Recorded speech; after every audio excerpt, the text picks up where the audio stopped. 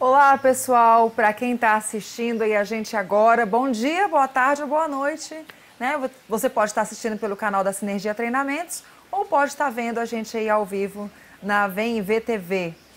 E nosso tema hoje é sobre educação, um tema extremamente importante, inclusive falando um pouquinho sobre educação à distância, verdades e mitos.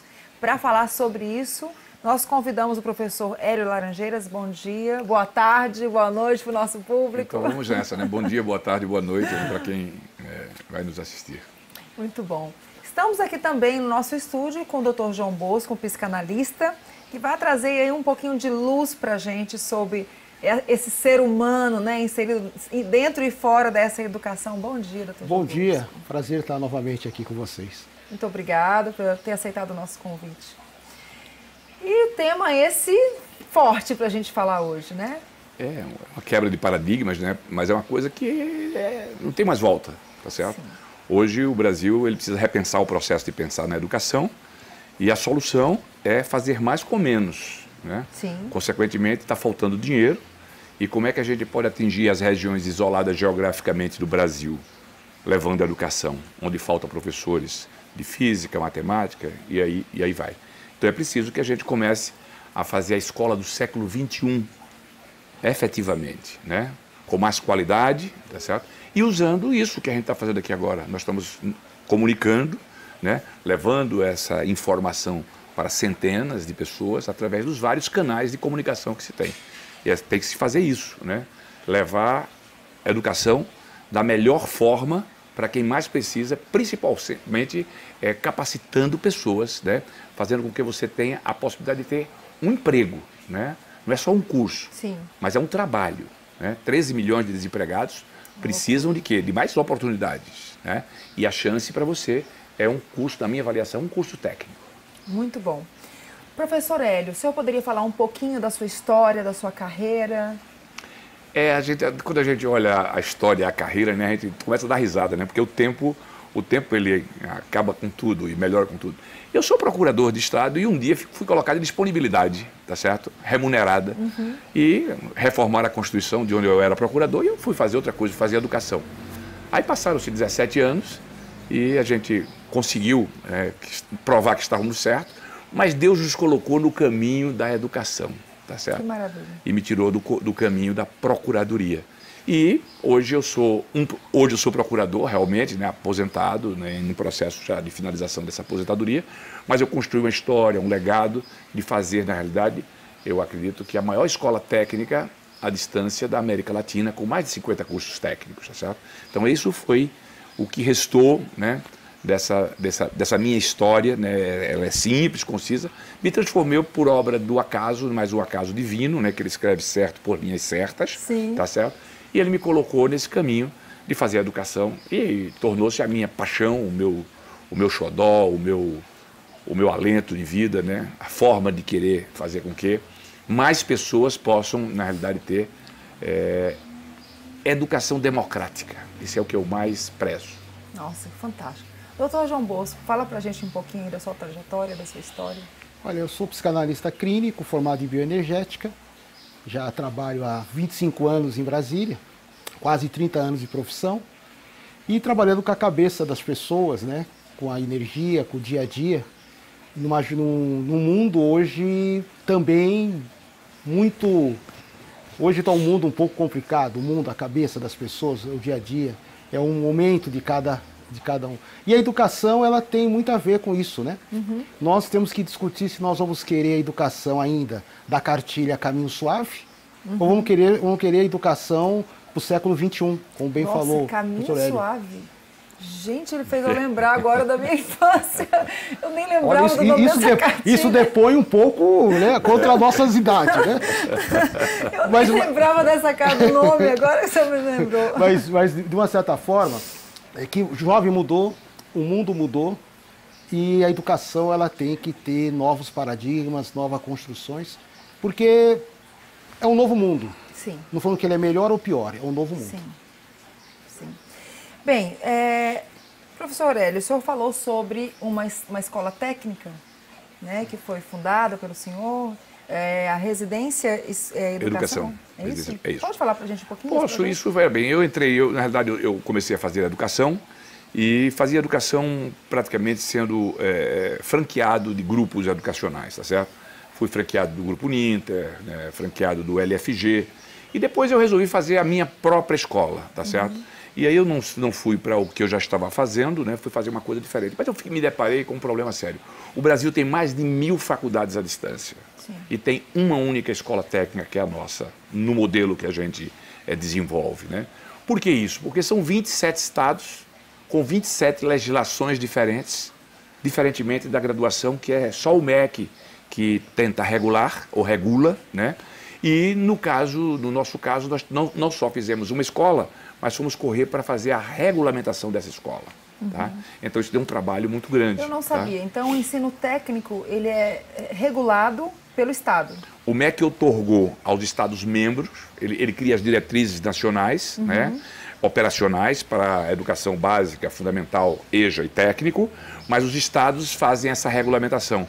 E muitas vezes essas regulamentações, ela contraria interesses, tá? Claro. E a educação à distância, ela quebra alguns paradigmas, tá certo? Aí que entra precisam... o jogo político. E aí entra, não diria só o jogo político, entra os interesses corporativos, tá certo? E deturpar muito a questão da própria educação, como bem o João falou, né? No século XXI nós precisamos fazer uma nova escola. Sim. Sócrates e Platão já tinha aquela velha briga, né? Um fala e o outro escreve. Foi a primeira tecnologia a surgir. E depois disso, nunca parou-se de fazer coisas que vão de encontro à condição cômoda do próprio professor e da própria escola. Então, hoje é preciso que a gente repense muito esse processo. E a gente façamos coisas, tá, que o aluno quer. O aluno precisa, né? Nossa escola é todo um projeto de gamificação. Olha, tá claro? Incrível. Nós não temos aquela aula convencional onde o aluno ele é só a parte que ouve, não, ele participa, né? Nós temos uma sala de aula invertida, né? Nós temos a possibilidade de não entregar somente um curso técnico para o aluno que estuda com a gente pode entregar uma pleiade de cursos técnicos levando para a empregabilidade. Sim. Então o aluno não só vai para a faculdade, ele vai também para o mercado de trabalho. E, quiçá, ele faz uma profissão técnica que vai ser um reforço para ele chegar a uma universidade ou uma faculdade com mais embasamento. Se ele faz edificações, ele pode fazer engenharia. Se ele faz os cursos do eixo saúde, ele pode muito bem entrar na odonto, na medicina. Mas ele vai com uma base, já do técnico de enfermagem, o técnico em higiene bucal. Ele pode ir para as energias renováveis que tem hoje, né? Um mercado. Porque o curso tem que ser feito, o olhar do curso é para a empregabilidade. Então, não é só um técnico em elétrica. Tem que ser um técnico nas energias renováveis, que vai ser o futuro do país. Né? A eólica, a solar, das biomassas, tá certo? Então, isso tudo, você fazendo um curso técnico conosco, nós capacitamos aquele aluno para que ele adentre em outros processos de empregabilidade. Então, você veja, né? O novo governo que está tomando posse agora vai ter um grande desafio, tá? De repensar esse processo todo. Porque o próprio aluno, né, ele quer uma outra sala de aula, uma outra escola, tá certo? Sim. E isso tem que romper algumas barreiras e quebrar alguns paradigmas. Saindo um pouquinho, entrando um pouquinho na minha área, eu tenho uma empresa de capacitação de pessoas e a gente estuda muito o comportamento das pessoas frente à forma de aprendizado. Então, hoje, você tem um comportamento da geração Y que é completamente diferente do comportamento da geração X e vem aí a geração Z que já está também totalmente diferente da geração Y, né? Dizem até que que é cientificamente comprovado, que o nosso processador já mudou para essa nova geração. Então, é muito pertinente o que o senhor está falando e a gente já tem aplicado isso nas empresas, a questão da gamificação, a questão dos jogos empresariais. Já não dá mais para ficar naquela forma tradicional de treinamento, palestra, a pessoa só no polo passivo, recebendo. E a gente já sabe até que o nível de absorção é muito baixo, quando a pessoa está ali passivamente só recebendo, né? Então, acho fantástico. E também, não sei qual a opinião dos senhores sobre isso, mas eu penso que um país como o nosso, pensar que todo mundo vai se graduar, que eu tenho que estudar o ensino médio tradicional para estudar para um vestibular, é uma ilusão muito grande. Fato. Né? Então, quando eu tenho um ensino técnico, e eu vim do ensino técnico, eu fui formada no ensino médio por técnico em eletrônica, que para mim foi fantástico. Eu agradeço muito ter tido essa oportunidade, porque foi um curso que me propiciou uma capacidade de raciocínio lógico muito incrível. Trabalhei muito com física, matemática, com as ciências exatas, né? E isso foi totalmente aplicável, apesar de eu nunca ter sido técnica em eletrônica, foi completamente aplicável à minha vida. Então, eu sou meio crítica desse ensino tradicional, porque eu não sei o que eu posso fazer com a tabela periódica no meu dia a dia. Até hoje eu não descobri. E assim, você veja bem, vai se acabar agora, fala-se, né? Quase um pânico, né? Vão acabar 50 mil profissões, mas vão aparecer 180 mil novas profissões, tá certo? Isso é uma verdade absoluta. Mas veja bem, o que é que vai acontecer? Vai acontecer que a máquina, o computador, e, por exemplo, vai acabar talvez uma profissão de piloto de avião, ou motorista de táxi ou de Uber, tá? Mas vão surgir outras profissões que dependem do lado interpessoal, da inteligência emocional, que aí é a área do meu amigo, né? E no currículo, né, ele tem que se colocar nesse currículo novo disciplinas que a gente imagina que não eram tão importantes como é nutrição, qualidade de vida, né? Relacionamento interpessoal, as pessoas começarem a entender que a máquina vai fazer as fórmulas, tá certo? Ou ela vai fazer as profissões que hoje são repetitivas, tá certo? Os computadores e roboticamente você vai ter algoritmos que vão resolver problemas que são menores, tá certo? Mas o relacionamento, né, interpessoal, a inovação, a felicidade, tá? A busca desse conhecimento, isso tem que ser colocado na escola para a gente conseguir novas pessoas, tá certo? E isso não é visto, tá certo? A Base Nacional Curricular Comum, né, ele fez um plano de vida, né, um projeto de vida, que as pessoas têm que olhar que daquilo tudo é o mais importante. E essas disciplinas têm que estar no currículo, né? E não como disciplinas, tá certo? Mas tem que haver uma conversa com o aluno para que ele comece a entender que o lado interpessoal, que a inovação, né? Que as pessoas não devem ir para um serviço público, né? Ou a gente não deve concordar que precisa se fazer concurso para empregar pessoas, porque depois você tem uma previdência para pagar e ninguém sabe como vai. O Estado tem, na minha opinião, o Estado está ficando muito pesado, muito denso, e é importante que se entenda que a nova profissão, se o país tiver uma gripe de crescimento, não estou falando de uma marolinha, falando de uma gripezinha de crescimento, nós não temos mão de obra qualificada. Nós só temos 1 milhão de técnicos e temos 8 milhões de graduados. Repara que desproporção. Como é que um país que tem uma única língua, um país que tem um território, né, e um povo maravilhoso como é o povo brasileiro, e que carece de educação para poder ter o emprego, né? Nós temos mais pessoas nas universidades ou nas faculdades, tá certo? Do que no curso técnico. E a gente sabe muito bem de uma coisa: 70% do dinheiro da educação do país, né, já que a gente investe quase 6% do PIB, eles são totalmente conduzidos para a universidade ou para a graduação, para a pesquisa. Isso não estou dizendo que é muito ou pouco, mas o problema é que a gente não pode deixar somente 30% para a educação básica, porque aí você vai causar um problema maior.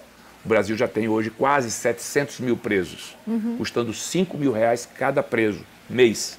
E o aluno do ensino médio custa R$3 mil por ano. Então, é preciso que se mude isso. E o filho da pobreza vai para a universidade particular. E o filho da riqueza, que faz boas escolas, vai para a universidade pública. Isso significa dizer o quê? Quem paga essa universidade pública são os impostos que são arrecadados, né, num patamar muito grande e que tem um retorno muito pequeno para o povo brasileiro. Então é importante que a gente pense também nisso. O Brasil precisa de mais um olhar na educação básica, né, para que a gente não tenha mais uma década perdida e que a gente venha perder mais, né, porque a educação você planta hoje e só volta daqui a 15 anos. E se você não atinge aquele público que precisa, você transforma aquele público em presos ou pessoas que vão morrer no meio dessa guerra né, pior do que a guerra da Síria, que é a guerra brasileira. E aí tem um agravante, né? Esses milhões se graduando vão sair com o canudo na mão e não vão saber o que fazer com isso. Vários desempregados graduados. Temos exemplo dos Estados Unidos. Estados Unidos, o curso técnico é o prioritário, né? E é a maior nação do planeta. Então você tem toda uma nova dinâmica. É a questão da prioridade. E nós temos que entender, que eu também sou da área de empreendedorismo, que empreender é o grande caminho. Sim. Toda nação é nisso. Você pega, por exemplo, a Alemanha. 40% do PIB da Alemanha é tecnologia. E não é à toa que a Alemanha é a Alemanha. Né? Aí você começa a criar um novo caminho. Mas tem um norte aí que vocês falaram que eu acho que é interessante, que eu acho que a escola não captou a cabeça do jovem brasileiro. Sim, sim. Eu tenho seja o jovem da classe D e E, da classe A e B. Nesse sentido. A escola, eu trabalho com educação no sentido terapêutico, né? As escolas mandam cliente. Todo aluno inteligente, ele é problemático na escola. Sim. Primeiro assim, porque a escola não está preparada. Pro questionador. É porque ele já está cansado daquela conversa do professor, ele está querendo algo a mais, ele quer mexer no celular dele, porque ali tem todo... E não pode. Não deve nesse sentido. Então, primeiramente eu falo muito para as mães, para não falar com os meninos, que a escola é chata. Ela é chata. Ela ainda ela está atrasada. Sim. E os professores têm que entender um pouco isso, né? A estrutura pedagógica. Toda orientadora pedagógica, ela tem o mesmo, parece que elas se vestem iguais, né? Tem o mesmo trato. Tudo dentro da caixinha, né? Mas tem uma coisa, elas não conseguem entender o aluno quando o aluno está acima da média, né? Eu tenho um grupo que se reúne. A minha escola ela foi um marco na minha vida. Ótimo. Uma escola pública, técnica, em Taguatinga. E a gente se reúne há 30 anos. Ótimo. E os professores fazem parte do grupo. Ótimo. E vira e mexe, eu tenho um professor, vou mandar um beijo para ele, o professor Edson, que ele escreve lá, ele falou, o maior desafio que a gente tinha era manter a Kaline em sala de aula. Porque eu sempre fui hiperativa, mas ao mesmo tempo eu era uma aluna brilhante, que eu incentivava muito os meus colegas, eu conseguia passear entre a galera do fundão e o pessoal que sentava lá na frente. Sim. Eu conseguia me relacionar com todo mundo, eu conseguia fazer essa interação dentro da turma, eu sempre fui muito dinâmica. Mas ele fala para mim, você era uma aluna brilhante, mas era um desafio para a gente te manter em sala de aula, porque você era muito inquieta, o tempo inteiro muito inquieta, muito questionadora, muito tudo. Faltava professor, eu ia dar aula de física para os meninos. Era uma piada, mas era uma escola onde a diretoria e os professores entenderam, talvez pelo formato do curso, de ser um curso que incentivava muito o nosso raciocínio lógico, incentivava muito isso, talvez por essa proposta eles entendiam um pouco mais essa geração inquieta, né? Fato. E assim, estou continuando um assunto aqui agora, que assim, é bom a gente fazer uma oportunidade como essa, né? Fazer alguns alertas. Por exemplo, a nossa proposta pedagógica, ou a nossa rota de aprendizagem, todas as vezes que os alunos vão para o polo de apoio presencial assistir às nossas aulas, aqui a gente em Brasília tem lá no CETEB, tá? Mais de 1000 alunos, tá certo? Nós pedimos aos alunos um exemplo, né? Olha, liga seus celulares, tá certo? Porque daqui a pouco vocês vão poder responder um quiz. Tá claro? Essa foi a forma que a gente vai implantar agora a partir de janeiro, de fazer com que o aluno, quando chega na sala, a gente não precise pedir para desligar o celular. Sim. Ó, nós mandamos para o aluno, antes da aula, uma pílula. Imaginemos um comercial, uma síntese do que vai ser esse seu programa. Tá claro? Um resumo, um trailer, tá? E ele vai ter que olhar isso, tá? No WhatsApp dele. Então, convida os alunos a abrirem ou ligarem os celulares, tá certo? Para ver no seu WhatsApp, tá? Você não assistiram a pílula. Então, vocês não podem assistir a aula sem assistir a pílula. Eu convidei para eles abrirem o celular começou a ser uma parte da educação, tá? Não estamos brigando mais, tá certo? E quando eu vi a França dizer que iria proibir os alunos da França, né, a não levarem celulares para a sala de aula. Isso é um absurdo, né? Isso é um atraso, né, da Europa, do primeiro mundo, né, que precisa também dar uma repensada lá. Então, veja bem, na hora que você usa a tecnologia disponível para o aluno e que você não cria uma relação só da oralidade, né? Eu falo, o João ouve ou o João fala e eu escuto, mas eu não tenho a liberdade de contestar, eu não vou para a aula preparado para uma discussão. Então a gente tem que fazer com que essa sala de aula seja uma sala de aula invertida, né? O aluno deve ir para a aula já sendo um participante desse processo. E na educação mediada por tecnologia, não significa dizer que nós não tenhamos a participação do ser humano. Tá claro? Porque você pode ter dois momentos. Ou eu faço 100% à distância, tá? Esse blend que eu chamo blend learning, tá? Ou eu posso fazê-lo mediado por tecnologia com menos tecnologia.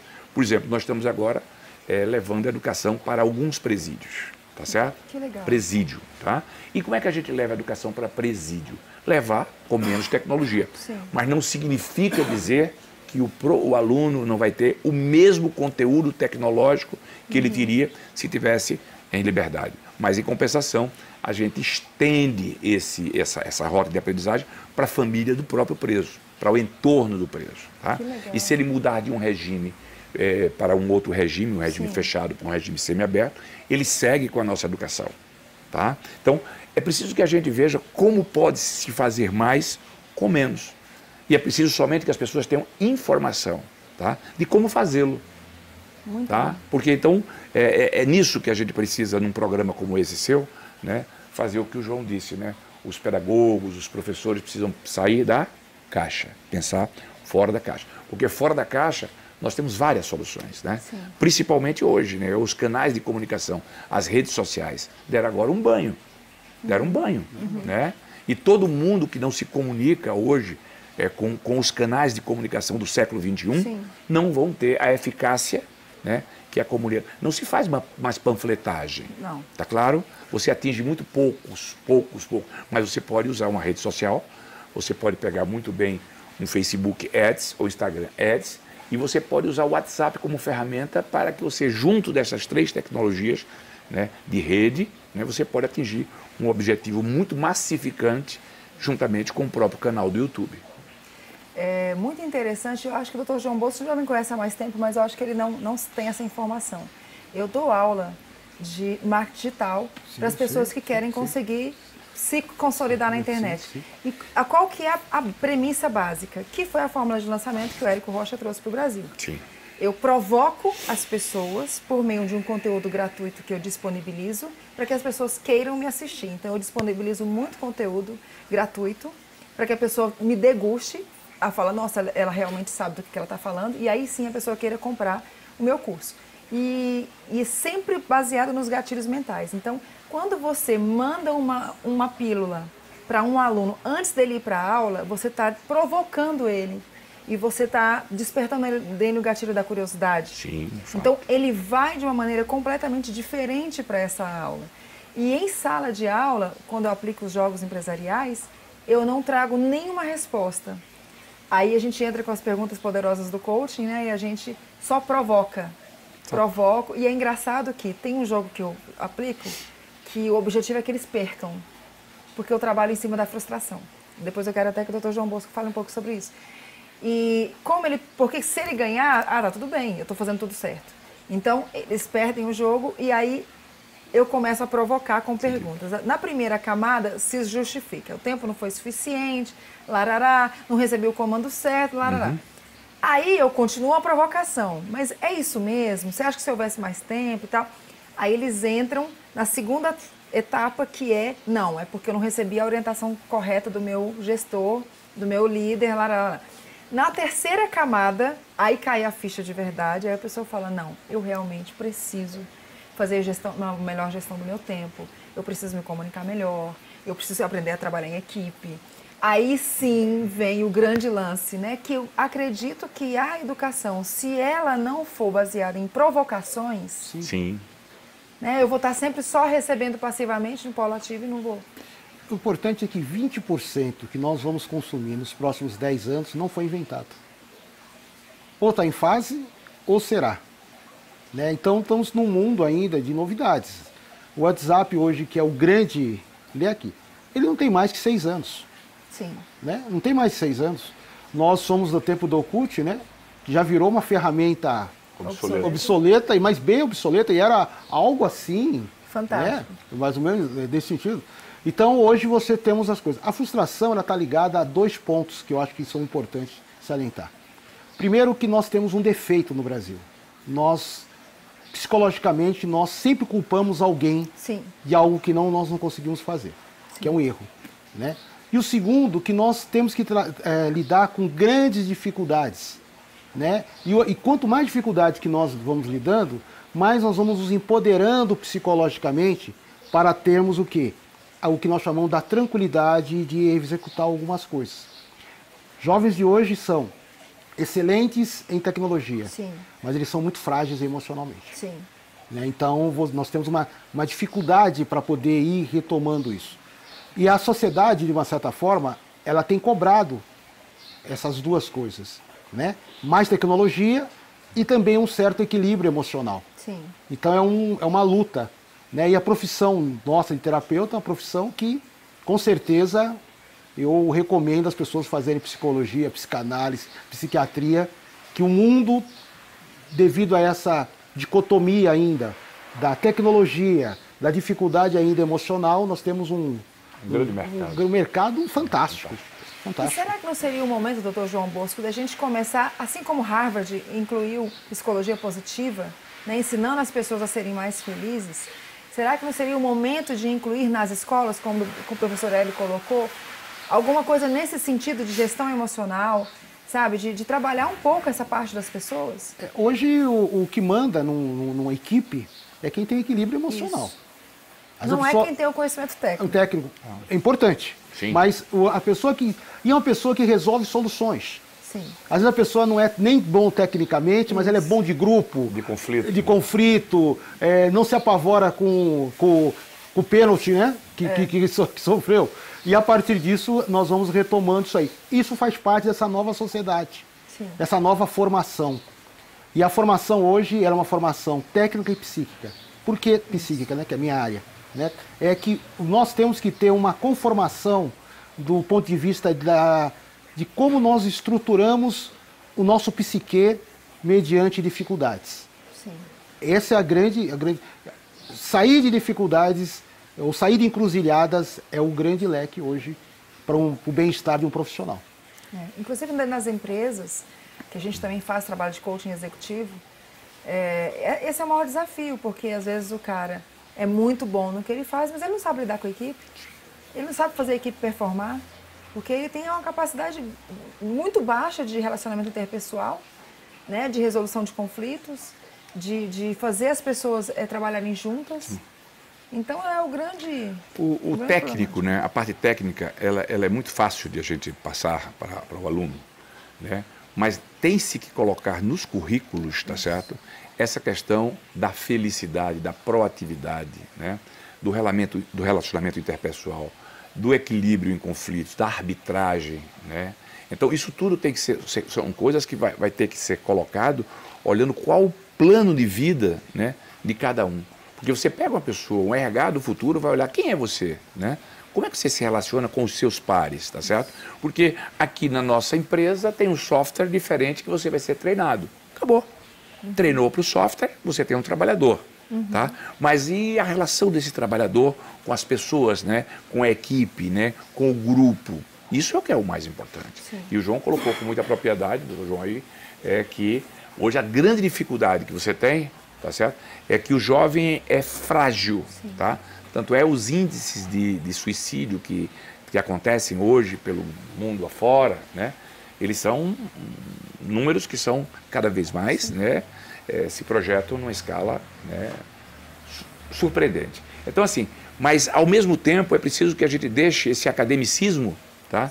De querer que todos vão despreparados, tá certo? Para uma universidade que não prepara nem para a pesquisa, nem para o tecnológico e nem para os professores. Os professores da nossa academia precisam ser todos reciclados. A educação continuada é uma meta do Plano Nacional de Educação que precisa ser olhada com muito critério. Tá? E é preciso que quando a gente diga assim, ó, como valorizar professores? Tendo menos professores e mais salários. Essa é a máxima. Tá? Você não tem milhares de juízes. Você tem centenas no máximo. Tá? Você não pode ter milhões de professores, porque os salários vão ser sempre baixos. Sim. Agora, se você colocar primeiros para iguais, o Jeffrey Asher tem um livro lá sobre o partido trabalhista lá na Inglaterra, que ele fala da importância do primeiro, né? E o primeiro tem que ser na política, tem que ser na educação, tem que ser na igreja, tem que ser em qualquer lugar.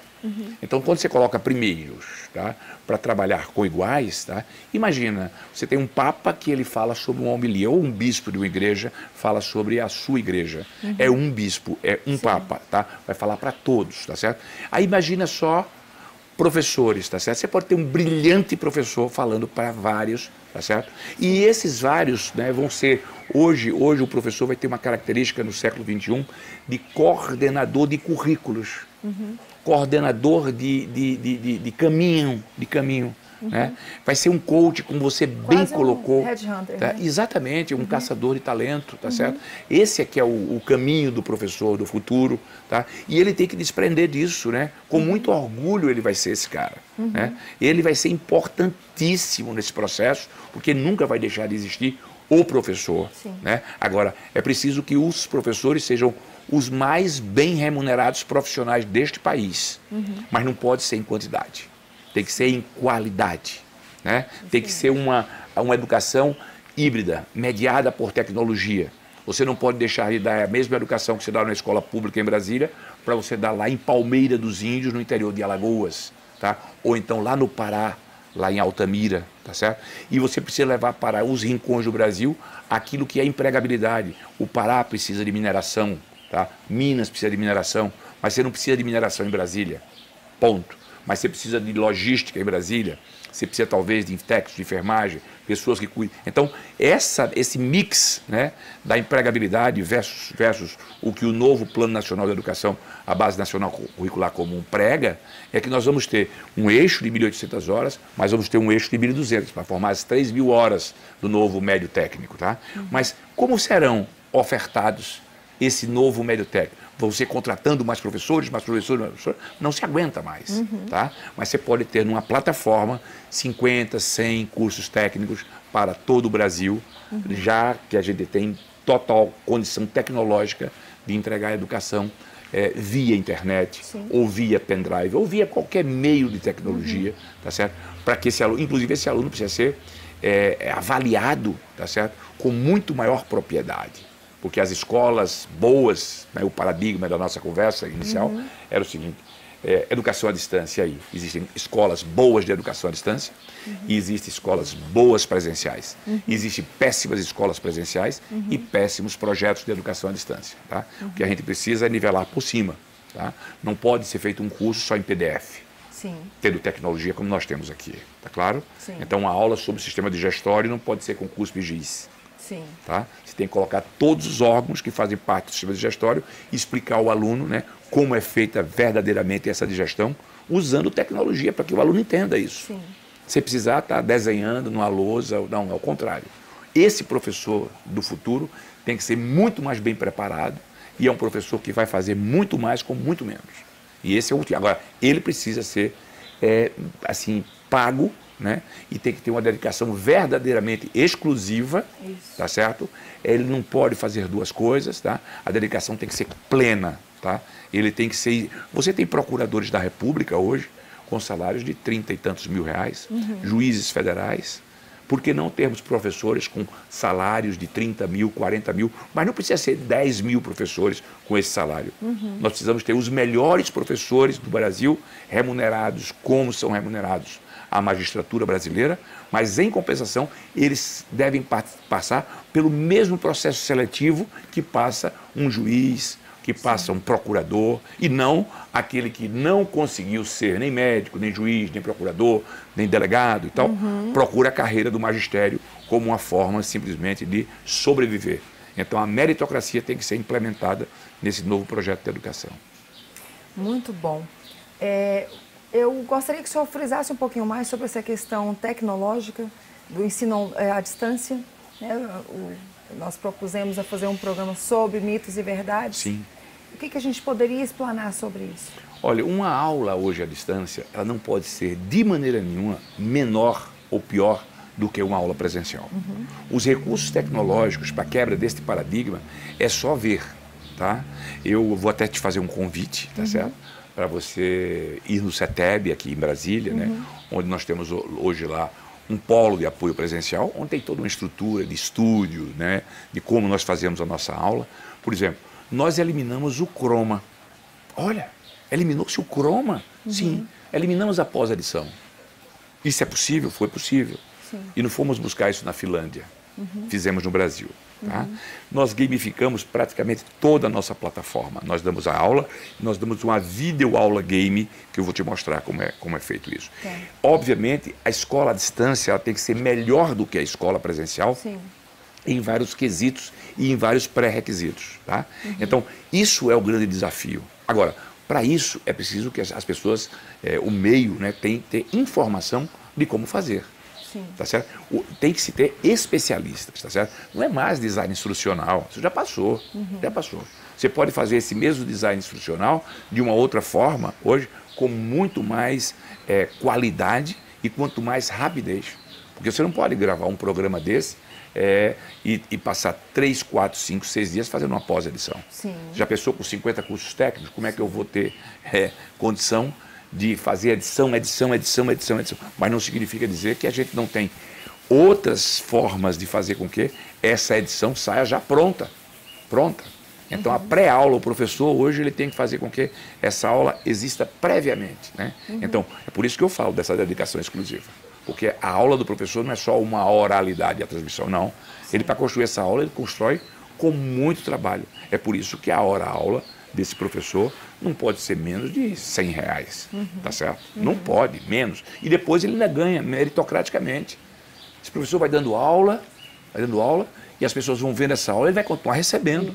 Tá certo? Então veja bem como isso é muito bom para esse novo professor que vai pensar fora da caixa. Tá? Até porque para o currículo dele, Sim, né? Um professor que consegue se sair bem numa videoaula, ele, em algum momento ele vai viralizar. Sim. Que já que é uma coisa nova, que poucos estão fazendo, o que sair na frente vai ter muita facilidade. Né? Temos youtubers aí, né, professores, né, com 2 milhões de pessoas sendo... Né, agora, porque a gente precisa fazer com que esse mito da educação à distância acabe. Né? Eu fiquei apavorado vendo ministros falando sobre mal da educação à distância. Que isso? Eu fico apavorado quando eu vejo órgãos de classe, né, principalmente na área da saúde, falando mal sobre a educação à distância. Né? Quando se faz cirurgias à distância, tá certo? No mundo todo, e com uma precisão muito grande. Então, pensar que a educação à distância e que a tecnologia não vai estar junto do ser humano, né? Do toque, não, a gente nunca vai poder perder a ternura jamais, tá certo? O leito hospitalar precisa da presença de um profissional de saúde, né? Com a formação humanística, né? Fato. Agora, não se pode dizer que essa formação humanística não pode ser dada também na modalidade à distância, né? Mas as tecnologias que levam a uma nova medicina no século XXI, ela é muito mais, né, com a precisão robótica. Precisão robótica. As cirurgias de próstata agora, elas não conseguem ter o risco de um médico que ficou nervoso, ou de um médico que ficou trêmulo, ou de um médico... Não, ela é precisa. Né? Os maiores centros do país hoje operam a cirurgia de próstata com a tecnologia de ponta. Tá? Isso eu estou dando um exemplo, só um exemplo. Então é preciso que a gente comece a parar com essa demagogia, né, de dizer que o ensino à distância não forma. Não, ao contrário. A gente precisa assim, precisamos de uma boa escola, tá?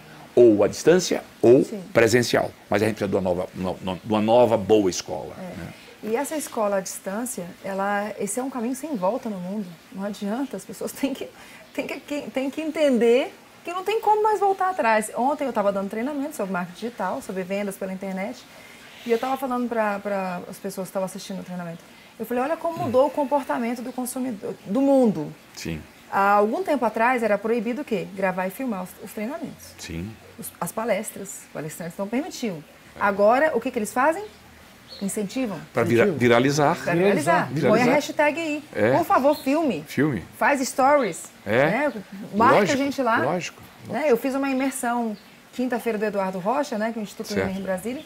E E assim, não sei quantas stories foram feitos, assim, bom para o Instituto. Sim, As pessoas fato. estão lá assistindo.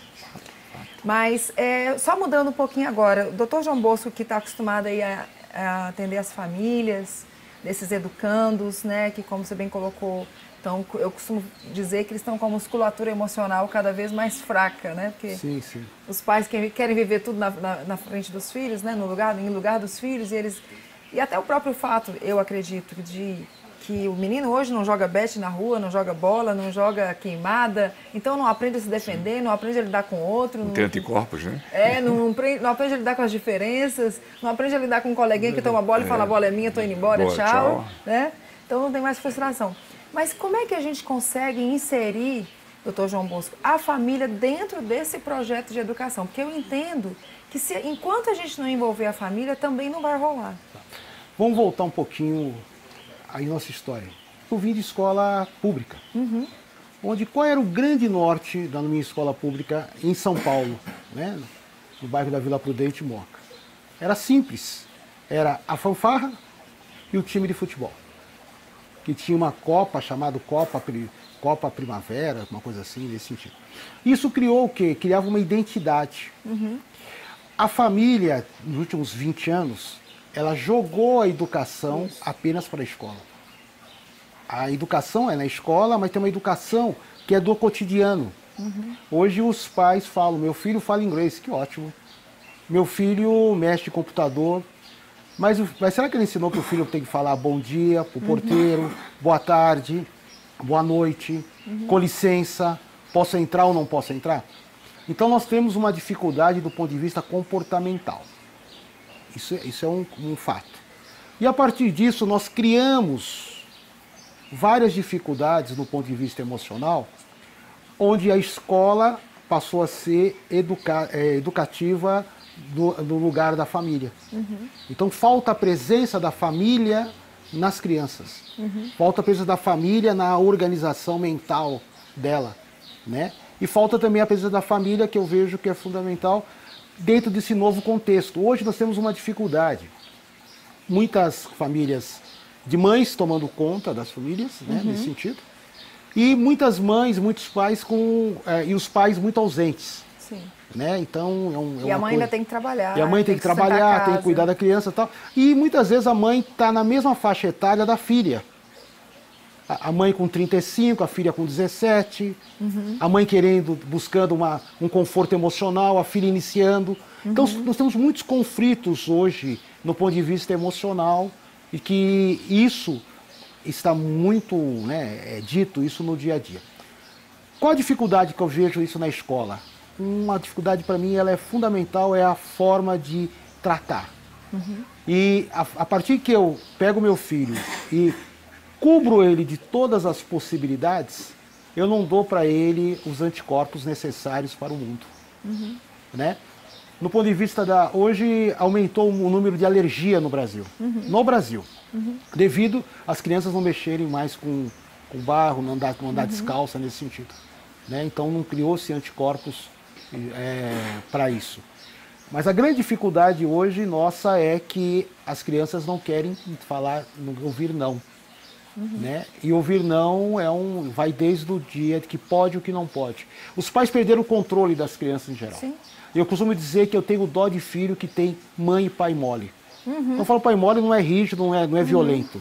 É quando falta a verdadeira educação, que está ligado à relação de carinho e de limite. Educação é carinho e limite. Nada mais que isso. Mas eu penso que, infelizmente, essas famílias vão ter que ser educadas. Também. Olha que desafio, né? Reeducadas. Né? Reeducadas. Porque é impressionante, assim, eu dou muito treinamento para pessoas de primeiro emprego e tal. E as coisas que a gente pega, a pessoa não trouxe de casa.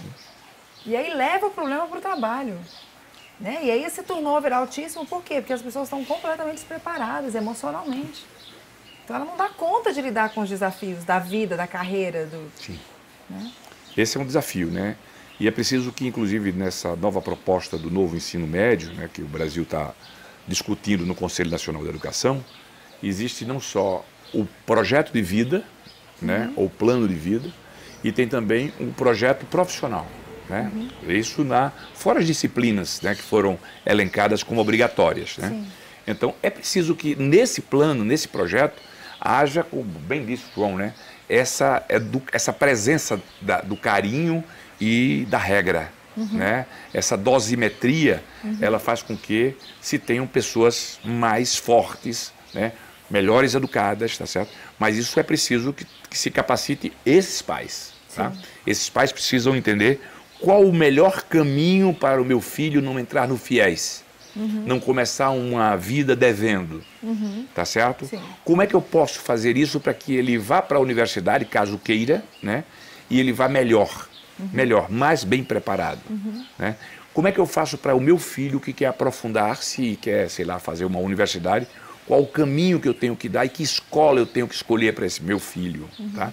Não é só a escola que faz ele entrar na universidade pública e gratuita, tá claro? Eu acho que isso tem que se mudar. E essa reeducação, né, ou seja, a educação para a família, a educação financeira, que tem que ser discutida com muita propriedade. Que eu não né? entendo não ter essa disciplina nas escolas. Como é que essa base nacional curricular comum não foi, e não se teve um olhar para o século. Não, está se preocupando com uma discussão da escola sem partido, com gênero, sem. Quer dizer, é uma outra discussão que eu chamo isso de menoscabo, tá certo? Um cabimento menor, né? Eu acho que a discussão teria que ser que jovem precisa se formar para o século XXI, independente da sua posição de gênero. Tá? Isso é uma discussão que tem que haver, né? Ou quando couber, né? Mas em escola sem ou com, a discussão não é essa.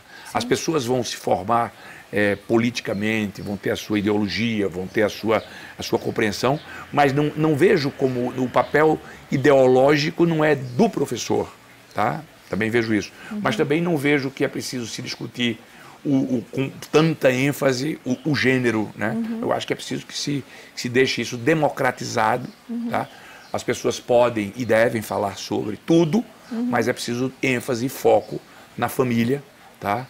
Na célula maior, tá certo? E nos valores, tá certo? Eu acho que a gente precisa dar ênfase a isso para que essa rede torne as pessoas mais fortes, né? E com mais propriedade, porque algumas coisas como inovação, empreendedorismo, tá certo? Isso tem uma relevância muito grande para você. Muito.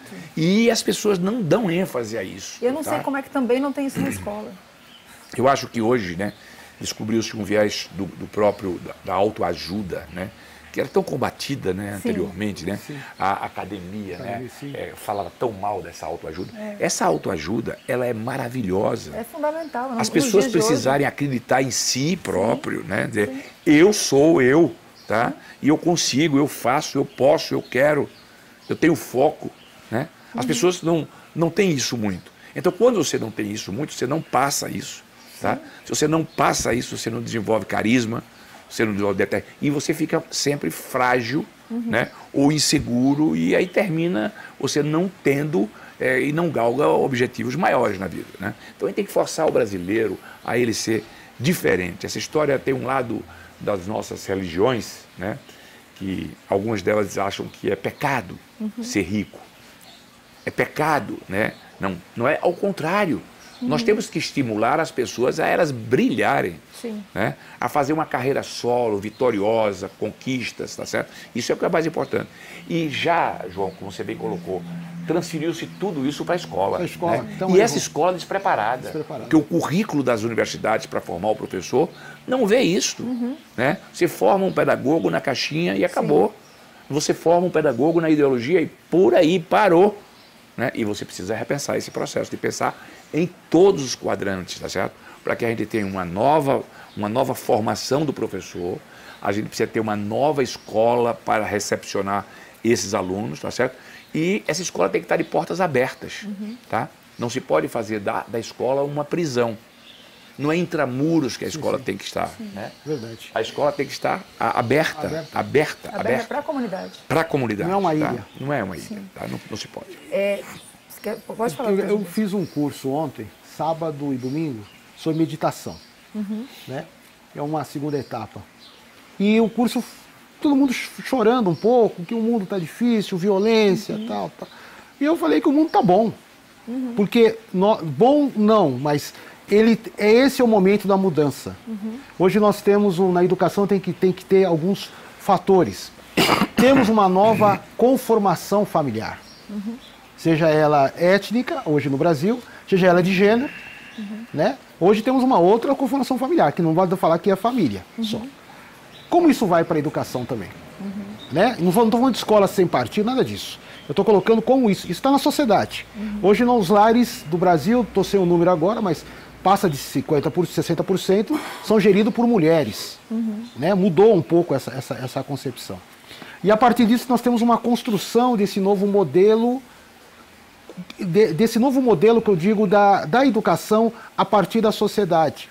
O Hélio falou muito bem. A família, qual é o papel dela na educação hoje?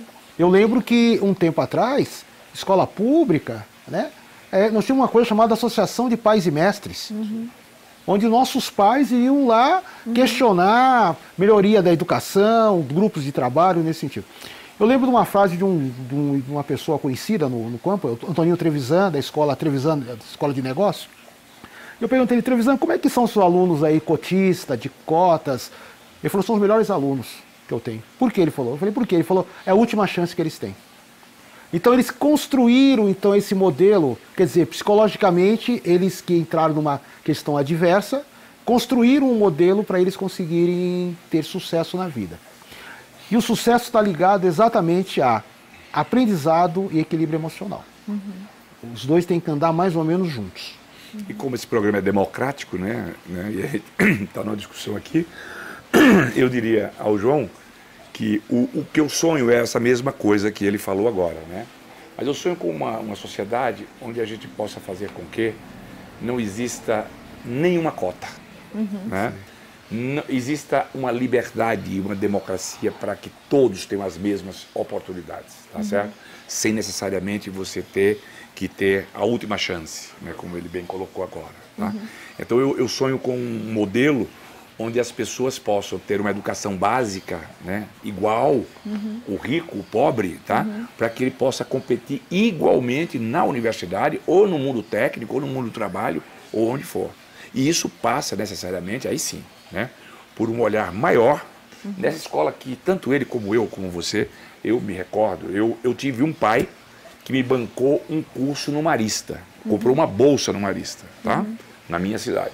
E eu saí naquela época do Marista para ir para uma escola pública, porque a escola pública era melhor que o do Marista. Era melhor do que o Marista. Sim. Tá claro? Então você veja, aí o cara fala, e onde foi isso? Isso não foi, não, era no Brasil. Só que o modelo da universidade, a universidade não era para todos, era para todos aqueles que tinham condições de estar na universidade. Como ele bem colocou, na Alemanha, tá? Você tem um ensino que as pessoas escolhem o caminho que vai trilhar. Então você tem uma espécie, você é admitido, né, democraticamente para seguir caminhos e carreiras, tá certo? Você não pode ter todo mundo no caminho e na carreira ser a própria universidade, tá certo? Isso é excludente, tá? Parece ser democrático, mas não é, porque o filho da pobreza está indo para o FIES, na escola particular, que hoje, invertendo os papéis, a universidade pública hoje é melhor, tá, do que muitas universidades particulares. Sim. Porque quem devia estar na universidade particular pagando uma fortuna é quem poderia pagar, para que a escola pública fosse democraticamente para todos que não pudessem realmente usufruir daquele ensino de qualidade. Tá? Então, eu sonho com esse tipo de Brasil e isso não é difícil de a gente conseguir. Isso não passa por nenhuma ideologia, né? Passa por uma coisa chamada bom senso. Onde eu estava vendo, mandei até para socializei com algumas pessoas hoje um filme, né, que o cara dizia assim, para ser juiz é preciso muito mais bom senso e algum conhecimento jurídico, tá claro? Isso na vida do professor é preciso que ele tenha muito bom senso, tá certo? E muito menos pedagogês, tá? Para que a gente possa justamente fazer com que o aluno do século XXI tenha a escola que ele precisa ter, tá? Com uma outra grade de formação, principalmente dos professores. A grade de formação dos professores tem que ser mudada, não só a base nacional curricular comum para os alunos, tá? Mas a base nacional curricular para o egresso das faculdades, que vão ser os nossos professores do futuro. Então, esse modelo tem que ser repensado agora. E assim, é agora para a gente não perder de novo mais uma década perdida. Tá? Legal. Eu vou pedir um intervalo e a gente volta daqui a pouquinho. E eu ainda quero falar um pouquinho sobre as famílias.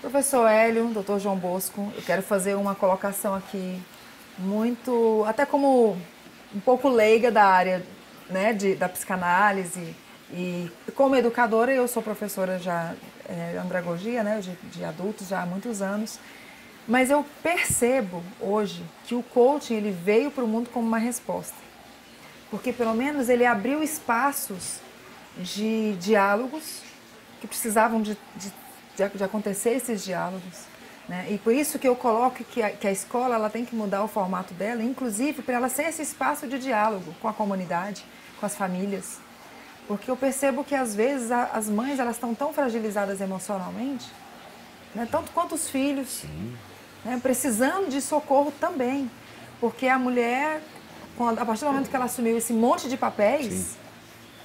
E ela, muitas das vezes, como vocês bem colocaram, ela não tem o provedor, não tem o marido, não tem ali junto dela. E então ela também se perdeu, sim, nesse caminho, né? Então, por isso que talvez essa delegação da educação para a escola, né?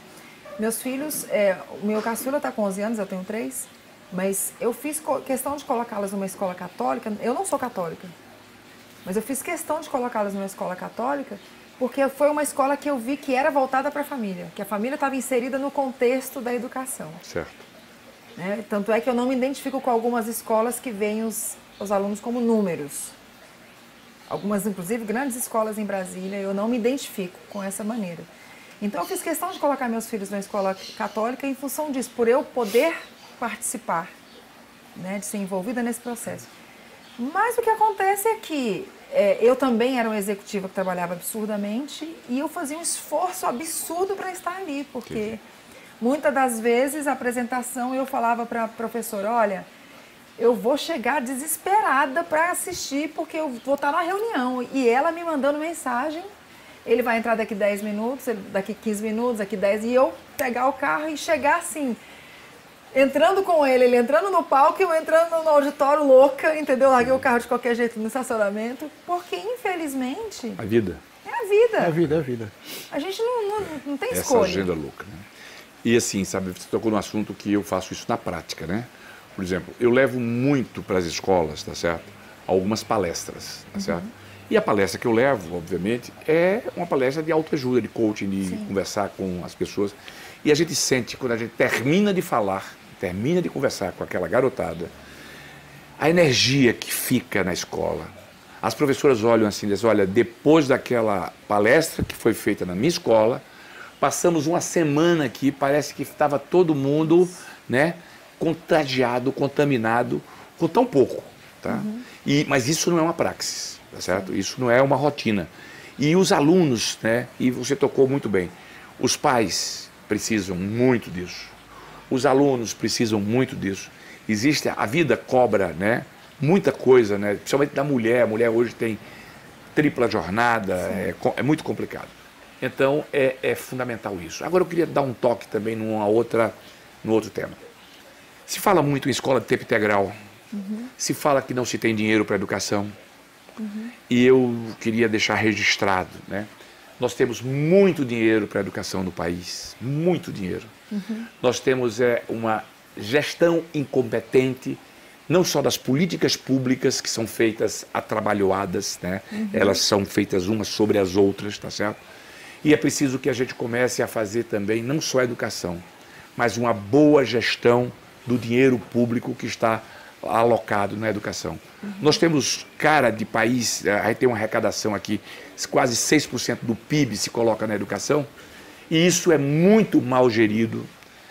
Quando se fala numa educação de tempo integral ou escola integral, você podia ter no primeiro turno ou no contraturno uma escola técnica junto do nível médio, 100% à distância, a escola técnica, tá claro? Isso você faria uma economia muito grande. Os governantes que tomaram posse agora têm uma grande oportunidade, tá? Os governadores do Nordeste, o governador de Brasília, o governador do Rio de Janeiro, o governador de São Paulo, são vários estados com novos governos, tá certo? Podem ver que vai faltar dinheiro para uma educação, vírgula, né? Se você aplicar bem ou fizer com tecnologia, você vai fazer muito mais com muito menos, tá certo? Quando a gente capacita 3 mil presos no presídio, dá uma economia de 86 milhões para os cofres públicos, quando você retira aquele que está fazendo um pós-doc no crime e está ali porque o Estado não atendeu, ele foi preso porque a ausência do Estado, né, fez com que ele fosse preso. Nós estamos aqui, nós três, tá certo? Conversando, você professor, eu professor, João professor de consciência de mentes e tal. Então, assim, repare só, nós todos aqui fazendo uma coisa com nobilidade, o pessoal de câmera e tal, todo mundo aqui com uma profissão e ninguém está preso. Sim. Agora, quem está preso é quem não foi atingido por aquele braço, ou do Estado ou do privado, mas a educação, se ela está presente, ela é saneadora, tá? Ela melhora a saúde, ela melhora tudo. Porque a gente não pode ter um custo Brasil da forma que é e desviando tantos recursos, tá certo, para atividades que não são prioridades. Precisamos muito de infraestrutura, precisamos de um Estado menor. Essa palavra mínimo eu acho, né, radical, mas é um Estado menor. Um Estado onde ele possa não ser essa mãe, né, ou esse protetor de programas. Não é preciso deixar com que as pessoas se resolvam, né, se capacitem, né, e façam com que nós tenhamos um outro novo tipo de empreendedorismo nas escolas brasileiras, tá certo? Então, é preciso que os governantes, né, saibam que dinheiro para a saúde, dinheiro para a educação, temos em quantidade. É preciso que a gente aplique melhor o dinheiro público com boas propostas de política pública, fazendo mais com menos. E é o que as empresas já têm feito, né? A gente já tem se reinventado tanto. As empresas privadas fazem isso muito bem, tá certo? Sim. Você já pensou um país com tantos impostos, com tanta burocracia, e a gente consegue sobreviver? Tá certo? Agora, já pensou se esse Estado fosse menos regulatório, menos asfixiante em tributos e impostos, e se deixasse essa economia agir, né? Porque o que nós somos menos aqui é capitalistas. Sim. Aqui a gente não é nada capitalista. Aqui nunca fomos capitalistas. Nós temos uma república que, desde que ela aconteceu, a gente tinha um império que não era corrupto, mas teve uma república que começou corrupta e ela vai, e de vez em quando aparecem os ciclos, né? E são esses ciclos que têm que ser repensados com muito cuidado.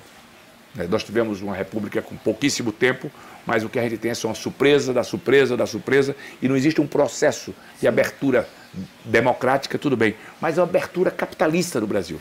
Se é esse o caminho que nós queremos para o país. Então, se é esse caminho, a gente não pode ser... não, a gente teve 2 partidos no Brasil que ficaram praticamente no poder. Todos dois com um S muito grande de social. E nada capitalista. Tá? E é preciso que a gente entenda que o Brasil precisa decidir-se, né? Decidir-se, né? Ele tem que ser o quê? Que país que nós queremos? Queremos um país, né, com liberdade na própria economia, que a iniciativa privada possa contribuir, né, com uma nova educação, com a nova perspectiva de modelo, abrir para a competição, abrir para os outros países. Você não pode ter 3 bancos num país. Você tem que abrir para novos bancos vir para esse país, para o juro realmente ficar, e as taxas ficarem menores. Então a gente precisa fazer isso. E aí, por conta de um nacionalismo, né, territorial, a gente não tem um nacionalismo de outros valores, tá certo? A gente começa a fazer com que o Brasil seja isso que é. Um país que valora, né, a Amazônia é nossa, o petróleo é nosso, né? Quer dizer, esse é um país que não é esse o nacionalismo que a gente precisa. A gente tem que ter outros valores, né, que sejam colocados para a juventude, para o povo brasileiro, e a gente precisa fazer com que essa república comece a ficar diferente. Eu estou muito esperançoso no Brasil, tá? Apesar de todos os pesares, eu estou muito confiante que isso, e não só no país, mas na humanidade, nas pessoas, tá certo? Eu acho que as pessoas vão começar a se desarmarem, né? A se tornarem mais irmãos, mais fraternos, tá certo? mais amigos, mais parceiros e podermos conviver com os contrários, tá certo? Democraticamente, né? Poder conviver com as pessoas que pensam diferente da gente, né? Respeitando-as, tá certo? E tendo também um comportamento de dizer que precisamos muito, muito de educar esse povo brasileiro. Excelente. Tem um aspecto que eu acho que eu vou voltar da família, depois vou falar um pouco também do Brasil. Da família tem dois aspectos. Perdeu-se a confiança nos pais. Perderam a confiança dos pais. E a partir de invenção de valores, às vezes criança manda e você retoma, mais ou menos. Então você tem uma dificuldade no ponto de vista dessa infraestrutura. Isso traz uma confusão psíquica e dá uma confusão também social. Eu costumo dizer, essa fala é minha, que o Brasil é um país esquizofrênico. Eu acho o Brasil um país esquizoide. Porque ele parece que é e não é, ele parece que é machista e não é, parece que ele é racista e não é, né? Que não é racista, mas é. Então tem todo um novo contexto, né? Nessa sociedade. E o Brasil, ele tem essa característica de, como o Hélio falou, ciclos e ciclos, e dá um pulinho aqui, dá um pulinho lá, mas nós não conseguimos resolver ainda os problemas de ordem social do país. O país, ele é um país de primeiro mundo para um setor da sociedade, é um país de quinto mundo para outro setor da sociedade. A educação teria que nivelar isso, eu acredito que tem que nivelar isso aí. Um pouquinho de melhora que teve na educação não é ideal, nós já tivemos alguns setores, né, melhorando da sociedade no ponto de vista geral. Mas qual o problema que eu sinto que é um problema psíquico do Brasil? É que nós temos uma dificuldade de olharmos para nós mesmos. Né? Olharmos para nós mesmos, falarmos do jeito que nós somos. Nós vendemos uma ideia e vendemos outra ideia. Em 2001 eu fui delegado brasileiro, foi um dos 150 delegados, no Fórum de Durban, na África do Sul. Foi um encontro mundial de combate a toda forma de discriminação, xenofobismo, foi um grande congresso da ONU nesse sentido. E tivemos uma reunião preparatória e as pessoas se assustavam muito do que eles tinham uma ideia do Brasil e quando nós montamos a realidade socioeconômica brasileira. Então o Brasil ele tem que ser um país, tem que cuidar da sua esquizofrenia e ser um Brasil de fato, onde as oportunidades sejam, ou para todos, uma maioria mais bem estabelecida. Então eu acredito um pouco nisso, nessa forma de você lidar um pouco com a nação. Só mais uma coisa que eu queria fazer, nós passamos em Ampassan aí, é um tema infelizmente muito duro, que chama-se suicídio, né? E ele tem construído, e ele é muito forte em Brasília, né? E o suicídio, os pais que tiveram, ou parentes, que é uma dor que não tem como se retomar, ele aparece muito dessa estrutura mesmo social, não só familiar, da dificuldade das pessoas falarem não, da dificuldade das pessoas terem compromisso com as suas coisas, e a partir disso o ser humano ele perde a vontade de viver. Né? Eu fui voluntário e sou voluntário do CVV, Centro de Valorização da Vida, as pessoas ligam a noite toda querendo se matar. Né? Infelizmente. Né? Esse trabalho fantástico do CVV, eu estou afastado, mas é um trabalho fantástico que tem, porque as pessoas perderam essa capacidade de gostar do outro, de admitir o erro do outro, e a partir disso nós temos essa coisa, menino que largou a namorada e se jogou da janela. Né? E então, principalmente perder a capacidade de suportar as frustrações da vida. Né? Ninguém consegue mais. Mais ou menos nesse sentido.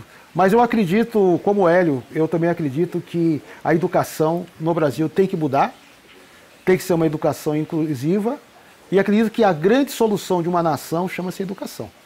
Não tem outra, nenhum país ficou grande, forte no mundo sem educação. Fato. Não adianta. Aí, qual o modelo? Nós vamos discutir isso aí. Né? Mas eu acredito nessa forma de e nós somos soma da educação, né? Nós estamos aqui. Sim. O Dr. João Bosco me conhece de uma outra empresa que eu trabalhei com microcrédito produtivo orientado, e eu tive uma experiência muito feliz na minha vida, porque eu estava dentro das comunidades. Né? O microcrédito, qual que era o objetivo? Era um crédito pequeno com educação. Então, eu fazia um levantamento sociocultural, né, na comunidade, nos empreendimentos, nos pequenos empreendedores.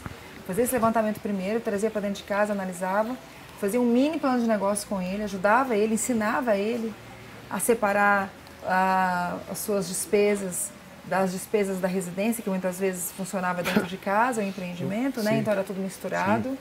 A gente fazia uma análise da capacidade de aumento de produtividade dele ao comprar um freezer, ao comprar uma máquina de costura, ao comprar uma cadeira no salão, com a parcela do microcrédito, se ele ia conseguir fazer esse salto de ter uma receita maior e conseguir pagar essa parcela. Então, achava esse programa brilhante, educativo, sabe, onde depois a gente voltava para ver se ele usou o crédito realmente para comprar Sim. o freezer, para comprar a cadeira do salão, não era para uso pessoal.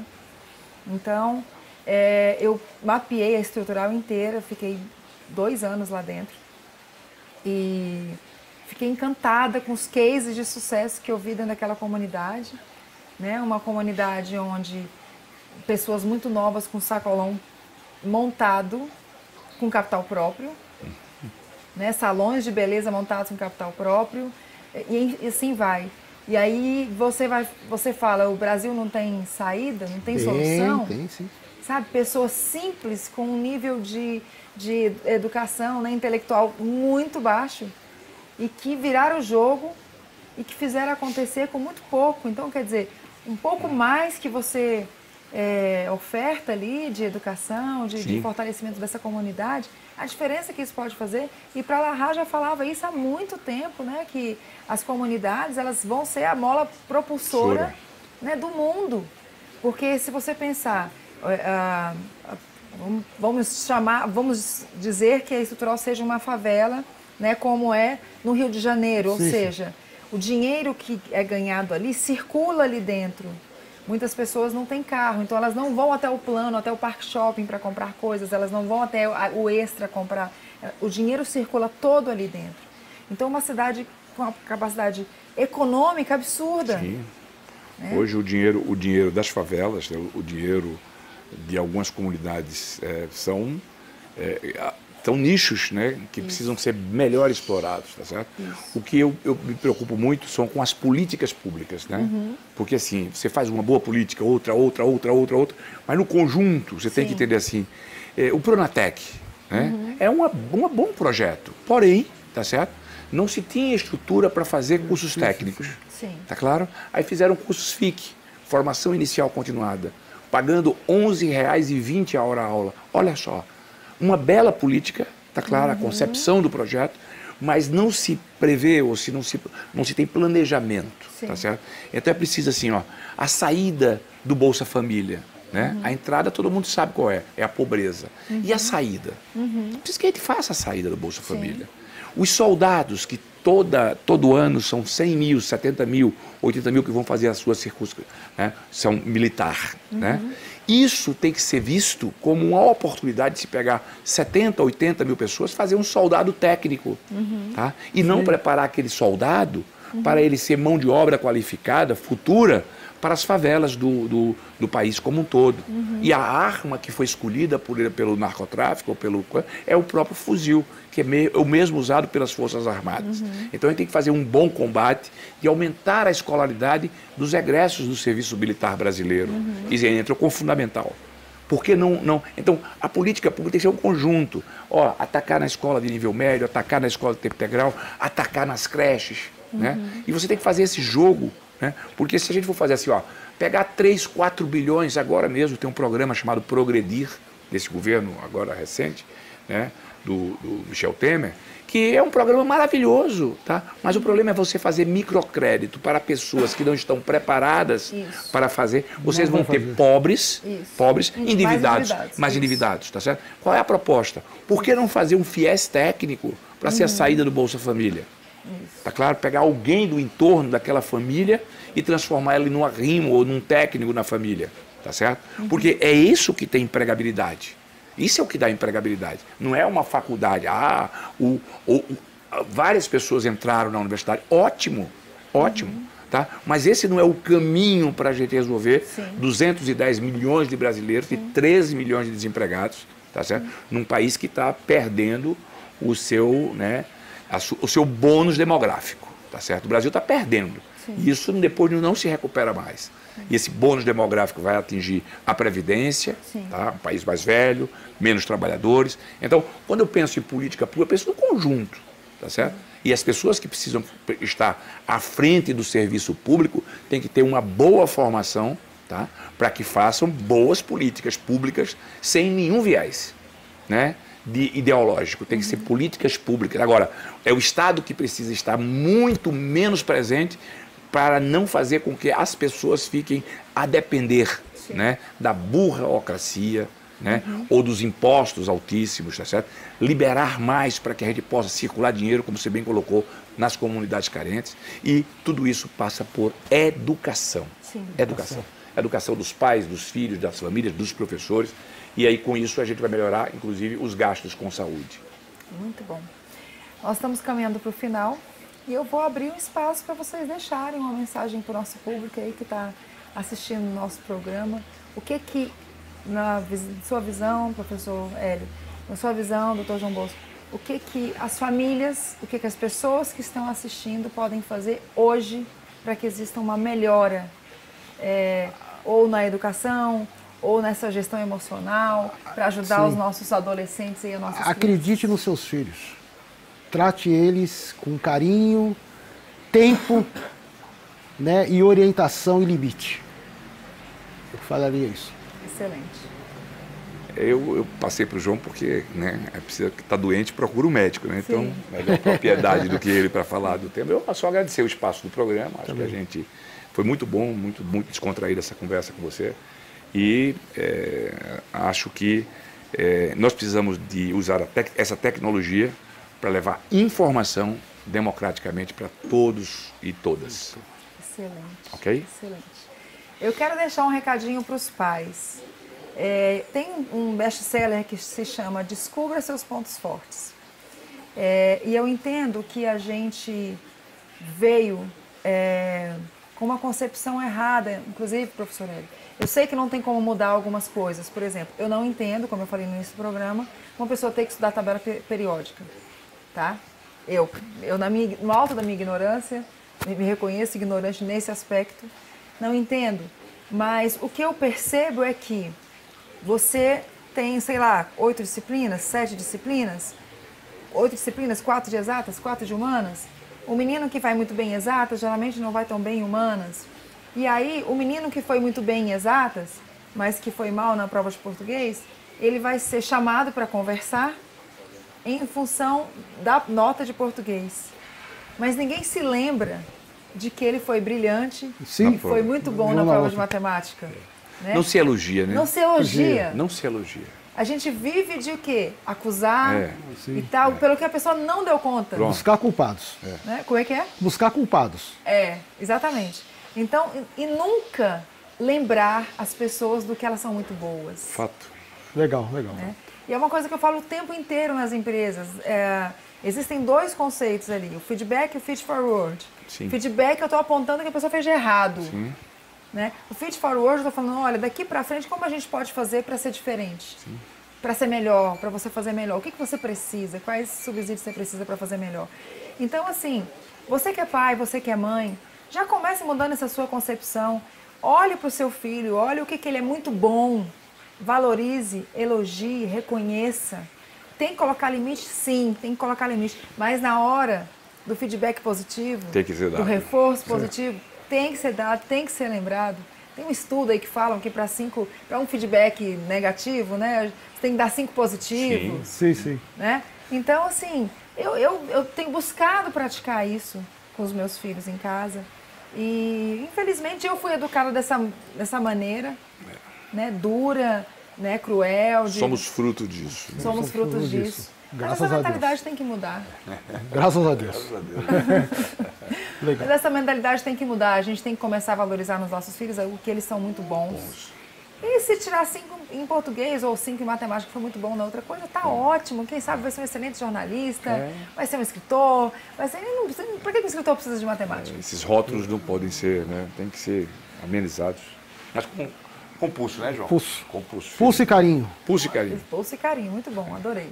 Pessoal, muito obrigado. Professor Hélio, muito obrigado. Obrigado a você, viu? Doutor João Bosco, Obrigado. muito obrigado. Obrigado. Foi maravilhoso, acho que muito esclarecedor essa conversa.